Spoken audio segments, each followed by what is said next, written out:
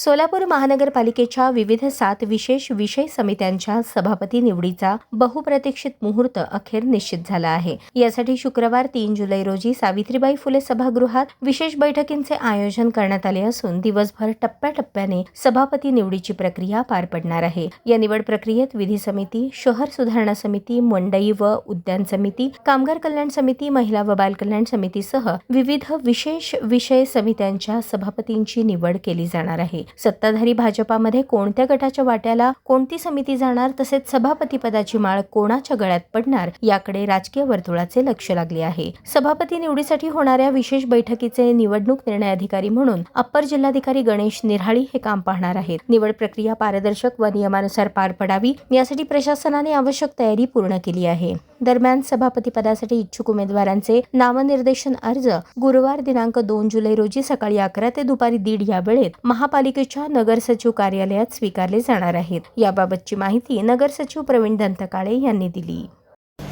सोलापूर महानगरपालिकेच्या 7 विशेष समित्या आहेत। त्यामध्ये आहे स्थापत्य समिती, वैद्यकीय सहाय्य व आरोग्य समिती, विधी समिती,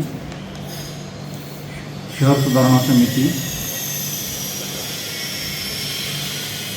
मंडई आणि उद्यान समिती, कामगार व समाज कल्याण समिती आणि महिला व बाल कल्याण समिती या 7ही विशेष समितीच्या सभापतीची निवड प्रक्रिया ही दिनांक माननीय विभागीय आयुक्त यांचे आदेशानुसार दिनांक 3/7/2026 रोजी सकाळी 11 वाजल्यापासून माननीय श्री गणेश निराळी अपर जिल्हाधिकारी यांच्या अध्यक्षतेखाली सावित्रीबाई फुले सभागृहामध्ये पार पाडणार आहे।